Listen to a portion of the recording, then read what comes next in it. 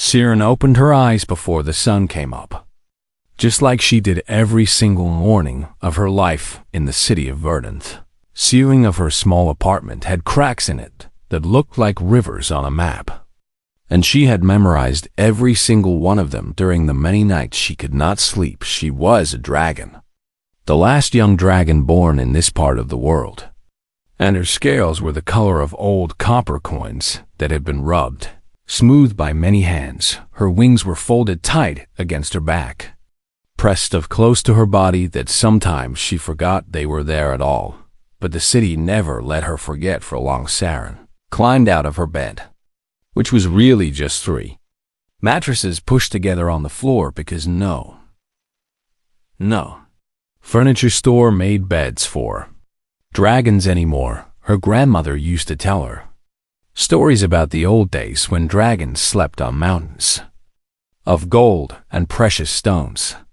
But Siren had never seen a mountain of gold in her entire life. She had only seen the gray buildings of Verdant, the crowded streets full of humans and elves and dwarves, and the silver trains that moved through the city like shining snakes.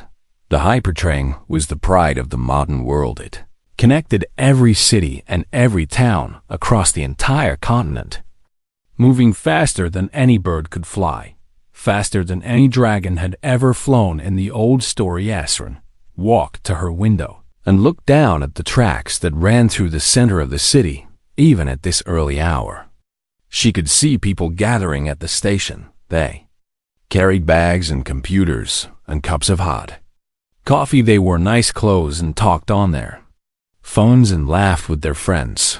They were all going somewhere. Siren had never been anywhere. She turned away from the window and caught sight of herself in the small mirror that hung on her wall. Her copper scales had lost some of their shine over the years. Her eyes, which her mother always said were the color of autumn leaves, looked tired and sad, and her wings, those massive wings that her grandmother said could catch the wind like sails on a great ship, were pressed so flat against her back that they almost looked like they were not real. In the old days, dragons flew. They soared above the clouds and raced the storms and watched the sunrise from heights that no other creature could reach. Siren's grandmother had flown across oceans. She had seen lands that existed only in books. Now she had tasted the air above the highest mountains and felt the rain on her scales as she dove through thunderclouds. But those days were gone. The great grounding happened before Siren was born. It was the time when dragons chose to stop flying and start living among the other peoples of the world. They said it was for peace. They said it was for progress. They said it was so that everyone could live together as equals. But Siren did not feel like an equal. She felt like a mistake that the world did not know what to do with flying. Became something that dragons simply did not do any more than it became illegal within the city limits. Then, as the older dragons passed away one by one, it became something that was almost completely forgotten. The young dragons, the very few who were still being born, grew up without ever spreading their wings. They grew up folding themselves smaller and smaller to fit into a world that was not built for them. Siren was the last young dragon in Verdant. There might be others in distant cities, but she had never met them. She had only met humans who stared at her on the street. She had only met elves who whispered to each other. When she walked past, she had only met children who pointed at her wings and asked their parents what was wrong with her. Nothing was wrong with her, but everything felt wrong about the world she lived in. Siren made herself a simple breakfast of toast and eggs, standing at her tiny kitchen counter. Because she did not own a table that could hold her weight, she ate quickly, without tasting the food, because eating had become just another thing she did to get through the day. After breakfast, she went to work. Her job was at a small bookshop on the edge of the old town.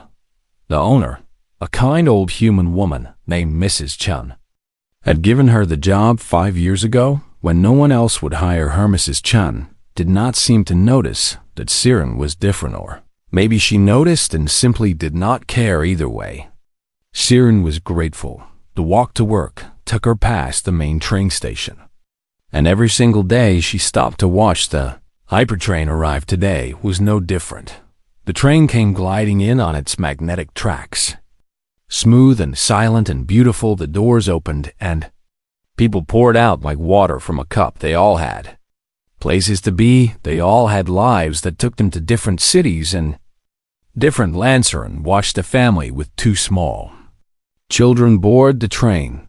The children pressed their faces to the windows and waved at everyone on the platform. She watched a young elf in a business suit check his watch and hurry to find his seat. She watched an old dwarf with a long gray beard settle into a window seat with a book in his hands. They were all going somewhere, and Siren was going to the same small bookshop where she had worked for 5 years, doing the same work she had done yesterday and the day before and the day before that. She loved the bookshop. She loved the smell of old paper and the quiet peace of the shelves.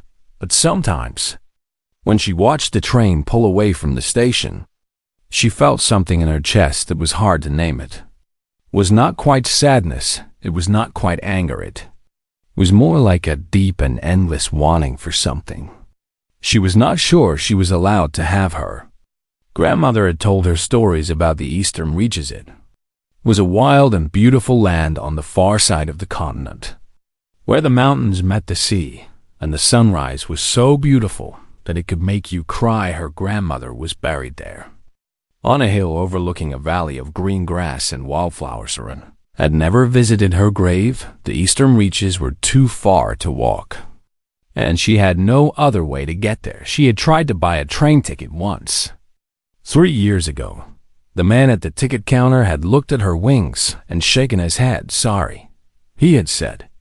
We cannot accommodate passengers with your body type. She had tried again. A month later at a different station, same answer. She had tried writing letters to the train company, explaining her situation, asking if there was any way they could help. The letters came back with polite words that all meant the same thing. No, we are sorry, but no, your wings are too big and your body is too different, and there is simply no room for you on our trains after the 10th letter. Siren stopped trying. She folded the rejection letters and put them in a box under her bed. And she told herself that it was fine, that she did not really want to travel anyway, that the bookshop was enough. But every morning, she still stopped to watch the Hypertrain arrive, and every morning, she still felt that deep and endless wanting in her chest. Today, as she stood on the edge of the platform, watching the train pull away, a little human girl tugged on her mother's sleeve and pointed at Sarah. Mommy, the girl said in a loud whisper. Why does that lady have wings? The mother looked embarrassed and pulled the girl away quickly. Hush, she said. It is not polite to point. But the girl kept looking back over her shoulder at Siren with wide and curious eyes and tried to smile at her. But the smile felt wrong on her face. So she turned and walked away toward the bookshop. Her wings felt heavier than usual today. Everything felt heavier than usual today. She walked past the tall glass buildings and the busy streets, and the people who did not look at her, and she wondered if this was all her life would ever be. Small apartment with cracks in the ceiling, a job at a bookshop that she loved, but that was not. ENOUGHA, box of rejection letters under her bed, and a grave in the eastern reaches that she would never be able to visit when she reached the bookshop. Mrs. Chun was already there, arranging flowers in a vase by the front window. Good morning, Siren, she said with a warm smile. You look like you could use some tea. Siren nodded and went to put her things away in the back room. Through the window, she could hear the distant sound of another Hypertrain arriving at the station somewhere out there. People were going places, and Siren was here, folding her wings tight against her back, trying to make herself small enough to fit into a world that had forgotten how to make room for her. 3 weeks after that morning at the train station, Something unexpected happened as Siren was sorting books in the back room of the shop when Mrs. Chun called out to her in an excited voice, "Siren, come quickly. There is something on the news you need to see." Siren put down the stack of books she was holding and walked to the front of the shop, where Mrs. Chun had a small television playing on the counter. A man in a nice suit was standing in front of the main office of Transcon Industries, the company that owned and operated the Hypertrain system. He was smiling widely and holding up a piece of paper. "We are proud to announce," the man said, "the beginning of our new accessibility initiative." Mrs. Chun turned up the volume. The man continued talking, and with every word he said, Siren felt her heart beat a little faster. Transcon Industries was going to build new train cars. These cars would have bigger doors and wider seats and special areas designed for passengers with different body types. They were going to make room for everyone. Everyone deserves to ride the Hypertrain, the man said. And starting next month, everyone will be able to. Mrs. Chun turned to look at Siren with tears in her eyes. "Did you hear that?" she said softly. "They are finally doing something right." Siren could not speak. She could only stare at the television screen as the man talked about the pilot program and the test routes and the application process for passengers who wanted to be part of the first journey. When the news segment ended, Mrs. Chun handed Siren a cup of tea and sat her down in the old armchair by the window. "You should apply," Mrs. Chun said. Siren shook her head slowly. "They would just say no like they always do." But Mrs. Chun reached out and took Siren's clawed hand in her small human one. "Listen to me," she said in a firm but gentle voice. "You have spent your whole life being told that there is no room for you in this world. But that is changing now, and you need to be brave enough to try again." Siren looked down at her tea and did not say anything. She thought about the box of rejection letters under her bed. She thought about all the times she had hoped for something and been disappointed. She thought about how much easier it was to stop hoping than to keep getting hurt. But she also thought about her grandmother's grave in the eastern reaches. She thought about the sunrise that her grandmother always said tasted like honey. She thought about how much she wanted to sit on that hill and watch the light spread across the valley and feel close to the grandmother she had loved so much. That night, after the bookshop closed, Siren went home and sat at her small desk by the window. She found the application form on the Transcon Industries website and stared at it for a very long time. The form asked for her name and her address and her contact information. It asked about her body type and her specific needs, and at the bottom, there was a question that made her stop and think. "Please describe your reason for wanting to travel." Siren stared at that question for almost an hour. She could write about how she had never been on a train before. She could write about how she wanted to see the world like everyone else. She could write about equality and fairness and all the big important words that people used when they talked about things like this. But in the end, she wrote something much simpler. "I want to visit my grandmother's grave in the eastern reaches." She typed, "She always said the sunrise there tasted like honey." She pressed the submit button before she could change her mind. Then she closed her laptop and sat in the dark for a long time, looking out at the city lights and trying not to hope too much. The days that followed were the longest days of Siren's life.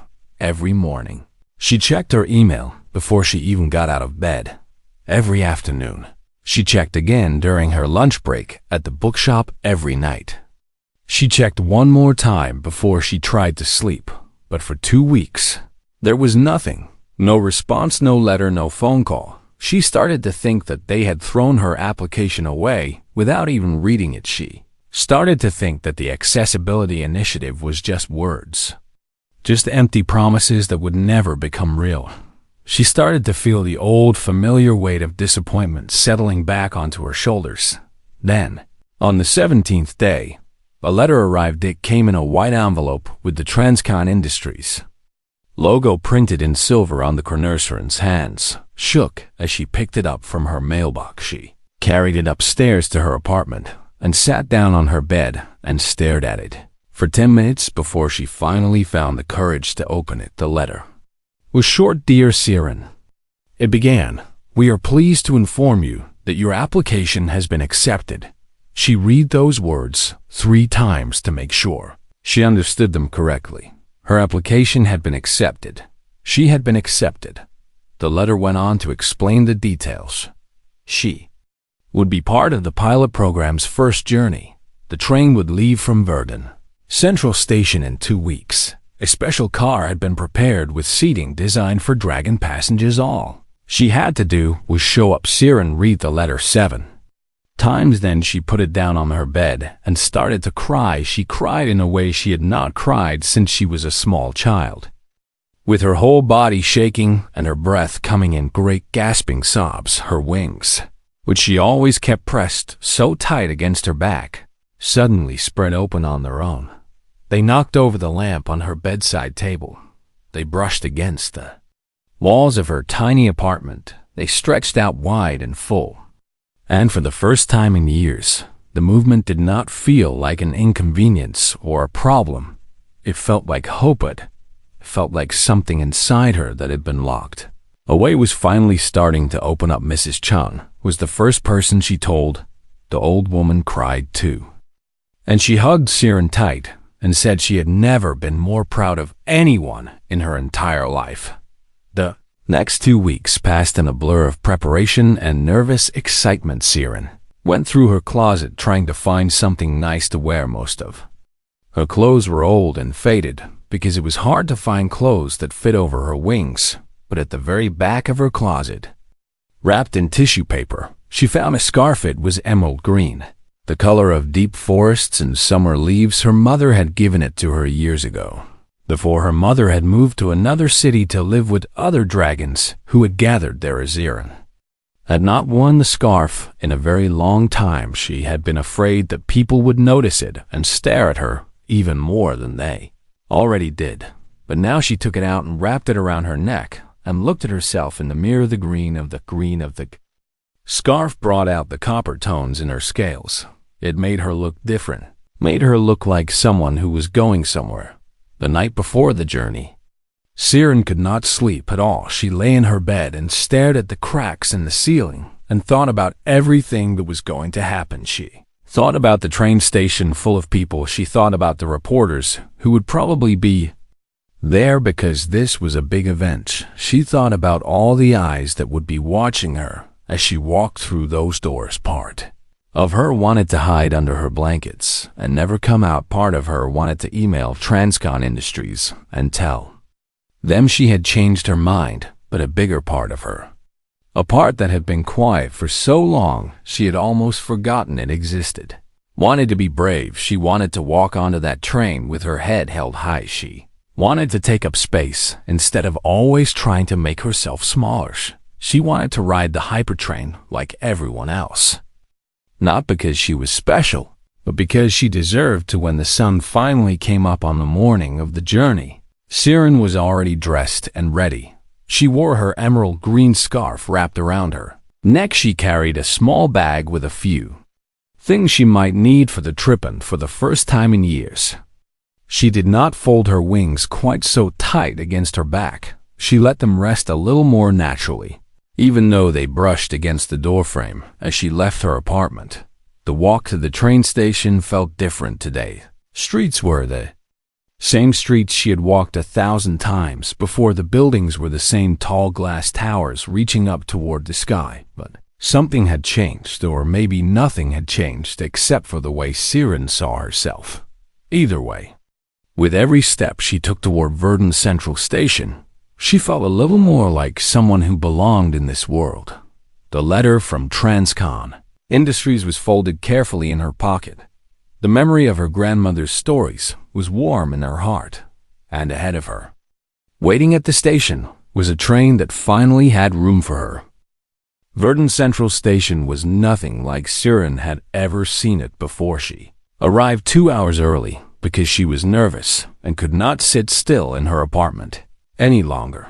But even at that early hour, the platform was already full of people. There were reporters everywhere with cameras and microphones and bright lights. There were photographers, pushing through the crowd, trying to get the best angle for their pictures.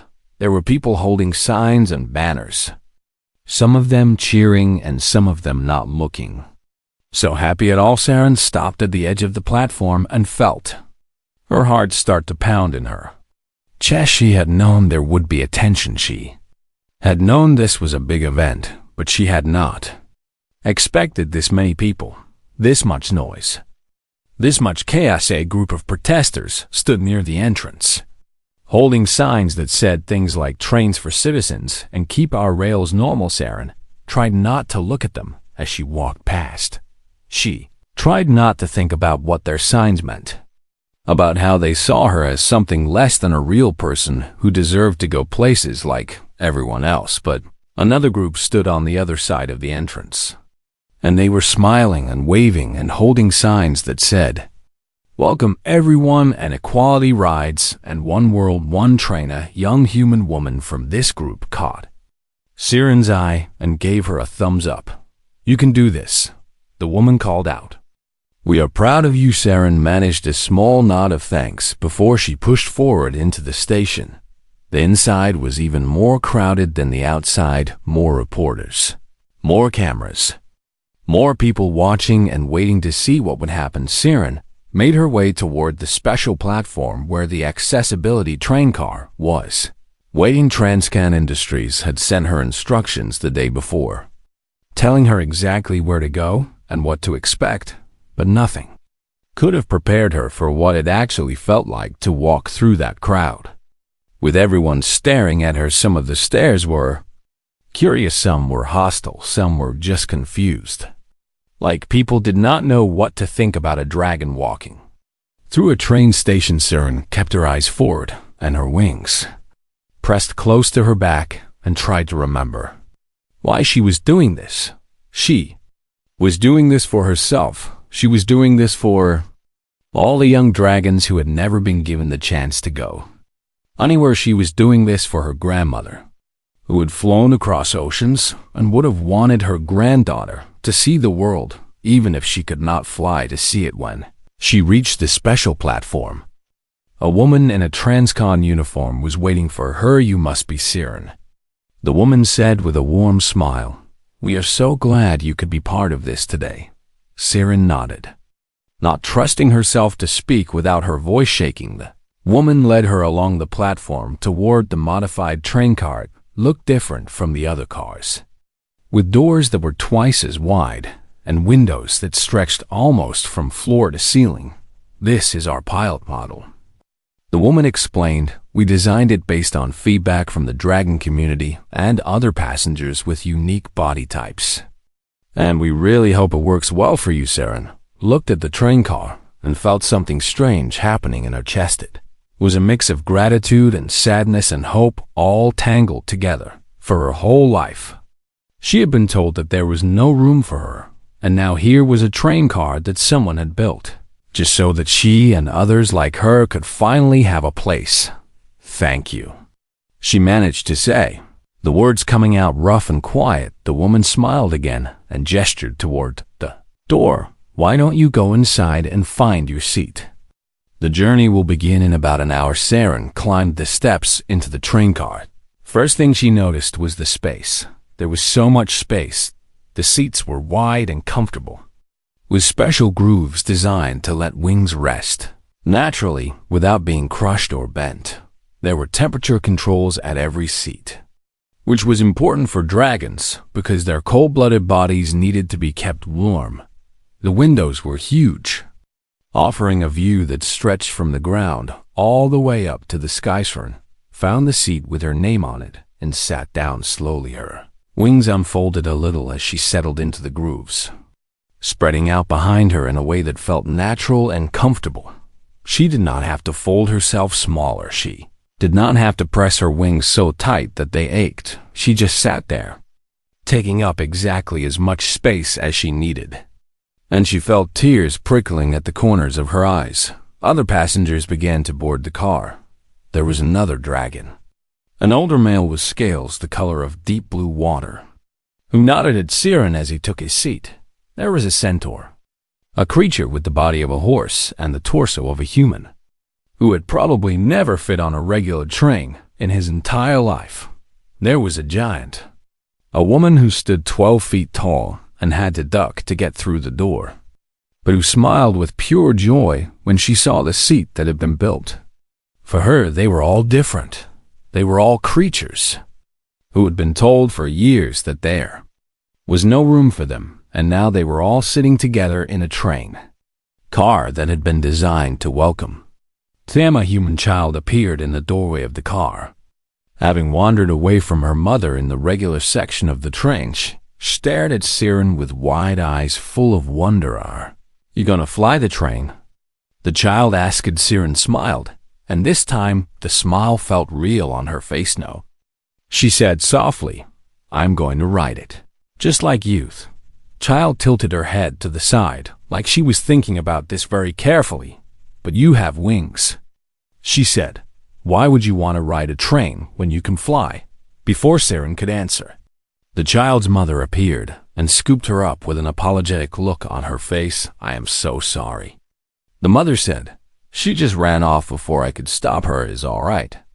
Siren said she was just curious. The mother smiled, a real and genuine smile, and then she carried her daughter back to their seats in the regular section of the train, but the little girl kept waving over her shoulder until she disappeared from view. Siren waved back. The hour before departure passed quickly. More passengers arrived and found their seats. Train officials walked through the car checking that everything was working properly. Reporters were allowed to come aboard for a few minutes to take pictures, and Siren tried not to flinch when the cameras flashed in her direction. Then, finally, a voice came over the speakers. "Ladies and gentlemen and all passengers, we are now ready to depart. Please take your seats and prepare for the journey to the Eastern Reach." Siren's heart jumped at those words. The Eastern Reaches. She was really going there. She was really going to see her grandmother's grave. The train began to move, so smooth and quiet that she almost did not notice at first. It glided out of the station on its magnetic tracks, passing the cheering supporters and the frowning protesters and the crowds of curious onlookers. Then it picked up speed, and the city of Verdun began to blur past the window. Siren pressed her forehead to the glass and watched the tall buildings fall away behind her. Watched the roads and the rivers and the parks she had known her whole life grow smaller and smaller until they disappeared. Then there was nothing but open land stretching out in front of her, fields of golden wheat, swaying in the wind, forests of green trees reaching up toward the clouds, mountains in the distance, their peaks covered with snow even in the middle of summer. It was beautiful. It was more beautiful than anything she had ever seen from her apartment window, and she was moving through it, carried by the Hypertrain, going somewhere for the first time in her entire life. The old blue dragon across the aisle caught her eye and smiled. "First time traveling?"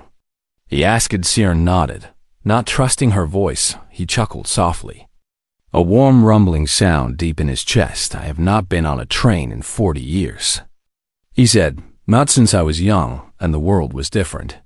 But this," he gestured at the comfortable seat and the wide windows and the space for his wings. "This is something I never thought I would see." He turned back to look out his own window, and Siren saw the light reflecting off his scale. She realized that she was not the only one who had been waiting for this moment. She was not the only one who had spent years being told there was no room. All of them, everyone in this car, had been carrying the same heavy weight of rejection and exclusion, and now, together, they were finally moving forward. The train carried them east as the sun climbed higher in the sky, and Siren sat in her seat with her wings resting comfortably behind her, watching the world go by outside the window, and feeling for the first time like she truly belonged somewhere.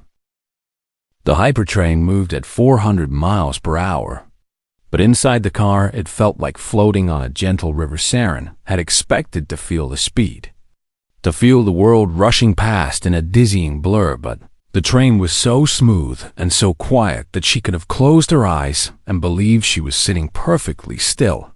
Instead, she kept her eyes wide open. She did not want to miss a single moment of this journey outside the window. The world unfolded like a storybook that her grandmother had read to her. When she was small, first came the amber plains of the Middlelands. Endless fields of tall grass that bent and swayed in waves like the surface of a golden ocean.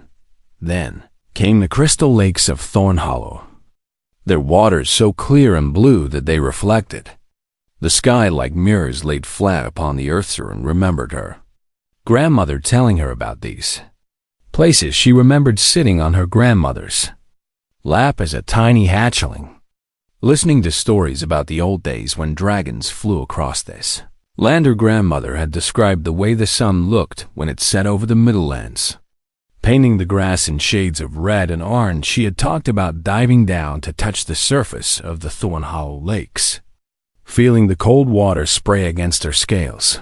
Now Surin was seeing these places with her own eyes, not from above, not from the sky where her grandmother had seen them, but she was seeing them all the same, and that was enough. That was more than enough. Halfway through the journey, the train passed a series of tall cliffs that rose up from the ground. Like ancient teeth carved into the rock faces were ledges and caves and perches, structures that had clearly been made by intelligent hands a very long time. Surin pressed closer to the window and stared at them as the train rushed past. "Those are the old dragon perches," said a voice nearby. Surin turned to see an elderly dwarf sitting across the aisle from her. He had a long gray beard that reached almost to his belt, and his eyes were kind beneath his bushy eyebrows. "My grandfather used to tell me about them," the dwarf continued. "Said that, in the old days, hundreds of dragons would gather there to rest during their long migrations across the continent." Surin nodded slowly, looking back at the perches as they grew smaller in the distance. "They look empty now," she said, her voice quiet and a little sad. The dwarf nodded too. "They have been empty for many years," he said, "since the great grounding. Since your kind chose to walk among us instead of flying above you." She paused and looked at Surin with a thoughtful expression on his weathered face. "First ride?" he asked. "Yes," Surin admitted. The dwarf smiled, and it was the kind of smile that held many years of memories and change. "I remember when your kind ruled these skies," he said.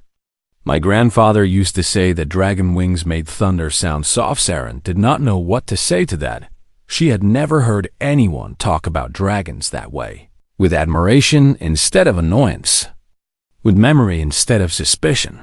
"Never thought I would see one of you on a train," the dwarf added. "Neither did I," Surin said honestly. The dwarf chuckled and shook his head. "Slowly world is a strange thing," he said.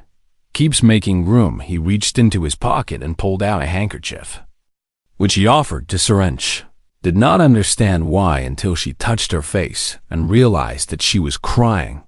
The tears had come without her noticing, sliding down her copper scales and dripping onto the collar of her emerald scarf. "Thank you," she said. Taking the handkerchief, the dwarf waved his hand like it was nothing. "You just keep watching out that window," he said. "You have a lot of world left to see." Surin wiped her eyes and turned back to the glass. The train was passing through a mountain range now, tunneling through the ancient rock in bursts of darkness and light.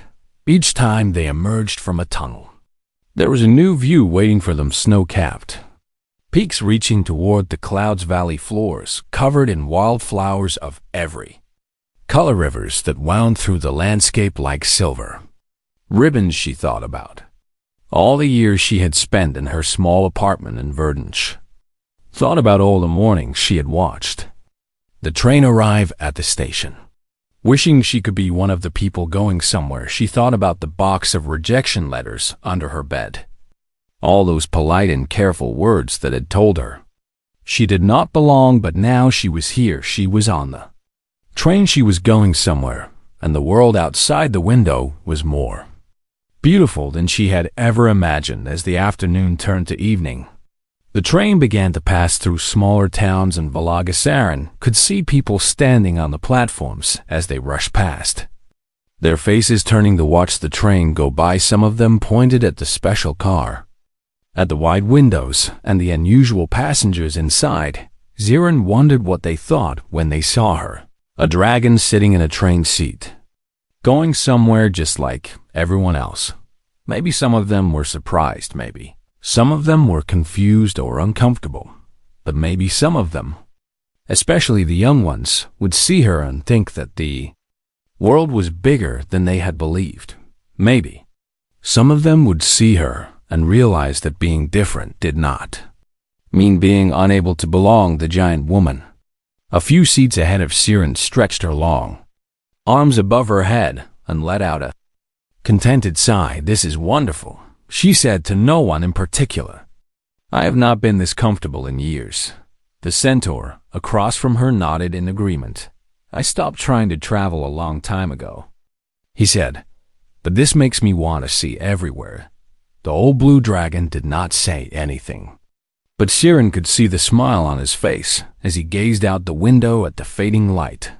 They were all feeling it. This strange and wonderful sensation of finally having a place. They had all spent so long being told that there was no room for them, and now here they were, together, moving through the world on a train that someone had finally thought to build for them as the sun began to set, painting the sky in shades of orange and pink and purple. Siren thought about her grandmother again, thought about the stories of flight, of soaring above the clouds and chasing the wind for so long. She had believed that she was missing something because she could not fly for so long. She had felt like a broken dragon, a creature born with wings that served no purpose. But sitting here on the train, watching the sunset through the wide windows, she realized something important. Her grandmother had flown, because that was how she had seen the world. Siren was riding the train because that was how she would see the world. The method did not matter. What mattered was the journey. What mattered was being able to go somewhere, to see new places, to move through the world instead of being stuck in one small corner of it. The train continued east as night fell over the land. Other passengers settled into their seats to sleep, but Siren stayed awake. She watched the stars come out above the mountains. She watched the moon rise over the distant hill. She watched the lights of small villages twinkling in the darkness like earthbound constellations somewhere ahead. At the end of this journey, her grandmother was waiting, not truly waiting, of course, because her grandmother was gone, but the grave was there, on a hill overlooking a valley, and the sunrise was there. The sunrise that her grandmother had said tasted like honey soon, very soon. Siren would see it for herself. The dwarf across the aisle had fallen asleep with his book open on his chest. His soft snoring was the only sound in the quiet car. That and the gentle hum of the train moving through the night. Siren pulled her emerald scarf tighter around her neck and leaned her head against the cool glass of the window. She was tired, more tired than she had realized. The excitement and emotion of the day had drained her. She did not want to close her eyes. She wanted to stay awake for every moment of this journey, to see everything there was to see. But eventually, despite her best efforts, her eyes grew too heavy to keep open. She fell asleep to the gentle rocking of the train, her wings relaxed and comfortable in the grooves of her seat, her breath slow and peaceful. And in her dreams, she flew not because she needed to, but because she wanted to. She flew over the amber plains and the crystal lakes. She flew past the empty dragon perches and the snow-capped mountains. She flew all the way to the eastern reaches, where the sunrise was waiting for her. And when she finally landed, her grandmother was there, smiling at her with pride. Siren woke up to the gentle voice of a train official announcing their arrival. "Attention passengers. We will be reaching the Eastern Reaches station in approximately 20 minutes. Please gather your belongings and prepare to disembark." She straightened up in her seat and looked out the window. The days. First thing she saw was the sky. It was pale gray with the earliest hint of dawn. That soft and quiet time just before the sun begins to rise. The second thing she saw was the landscape rolling, hills covered in green grass and wildflowers.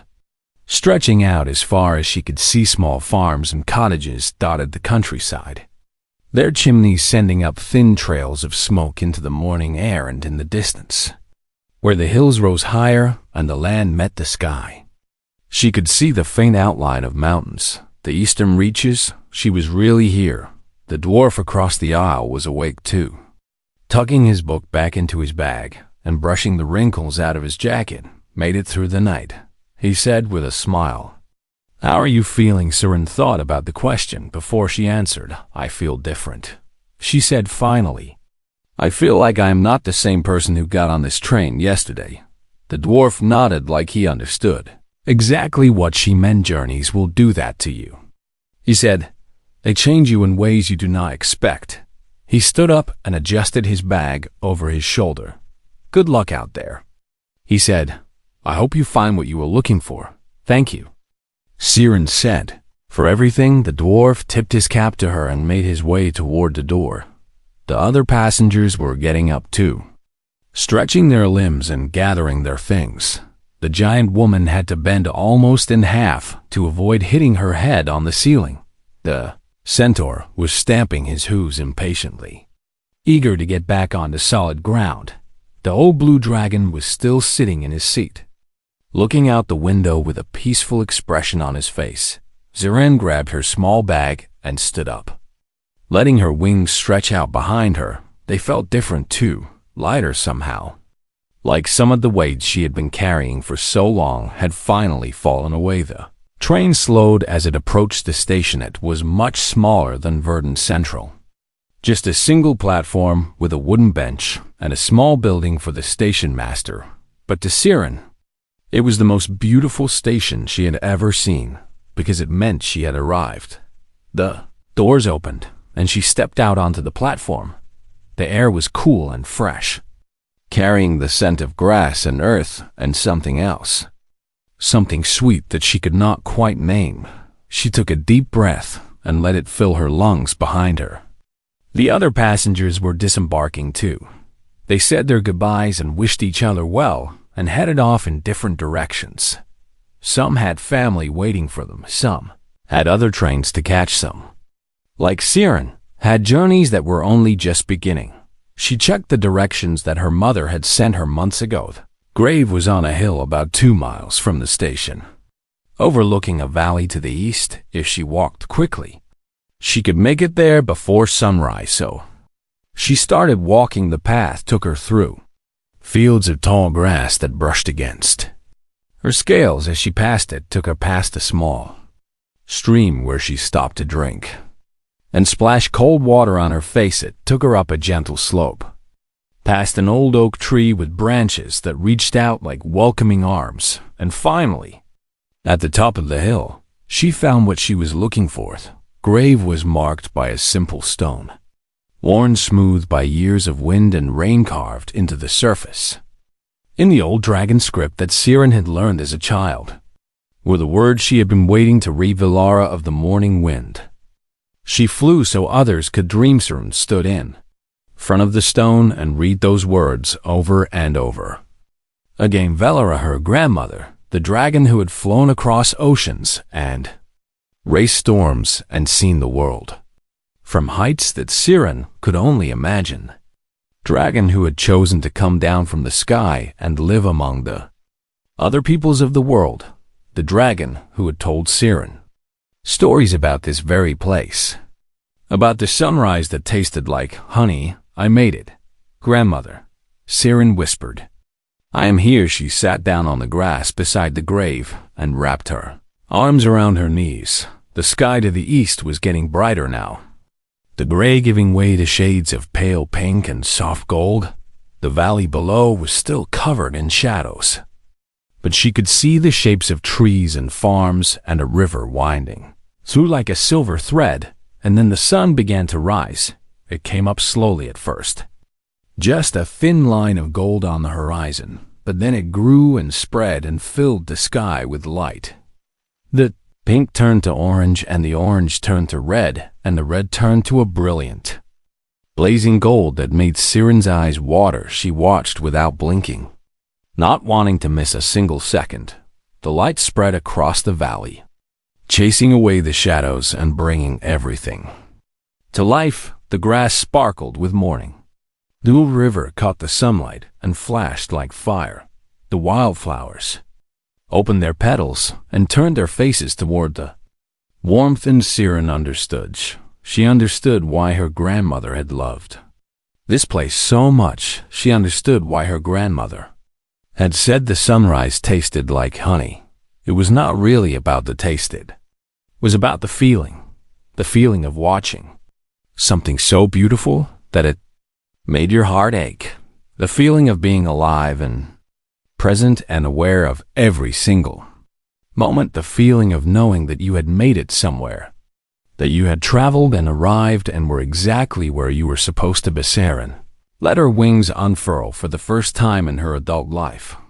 She spread them out completely, not to fly, not to prove anything, just because she could.